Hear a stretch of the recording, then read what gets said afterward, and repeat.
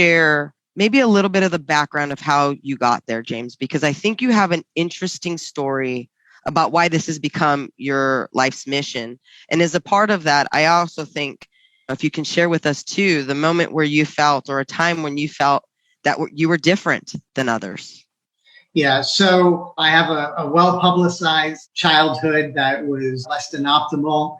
I remember the first experience of seeing something bad happening to a woman was when my dad beat the crap out of my mother with a frying pan. This is when we lived in New York City, and the New York City Police Department came and took my fully autistic brother and myself and put us into foster homes. And I actually never saw him again to this day. I've never seen him, and that's now been 40 years. But when that happened, I was put into the foster system in New York City, and the foster system in the late 70s, early 80s was atrocious. I remember living in a 1-bedroom, 1-bathroom house, if you would call it that, in the South Bronx. And there was about 23 other people in that house.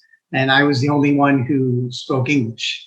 And you would just start dealing with different types of abuse, just crazy childhood abuse. They used to make me do things like kneel on hard lima beans for 12 hours straight. That might not sound like a big deal, but those lima beans will find the niches in your knees as you try to move. And, there was just other really brutal physical abuse. I saw my stepsister, who at the time, I believe she was 9. Her name was Jenny. She was raped repeatedly in front of me. The foster dad at the time, this is an unfortunate story that's out there. When I was that same family that raped that girl, and it was the mother and the father that were doing this, by the way. The father one time dragged me into the bathroom, beat the crap out of me, actually knocked my front teeth out.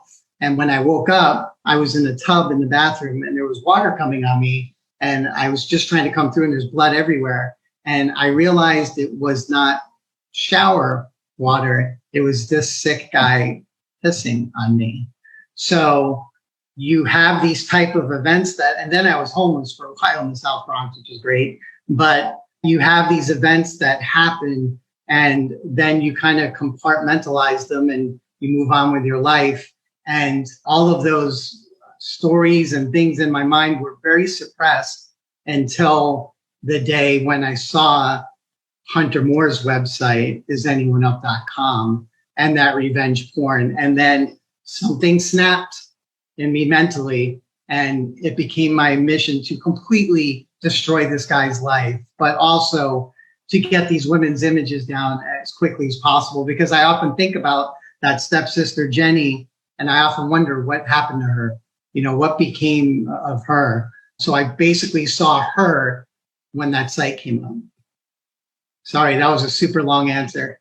Well, one, I want to say thank you for your courage to share that story, right? Because there is probably thousands of people that go through traumatic experiences and, one, don't feel safe to share it.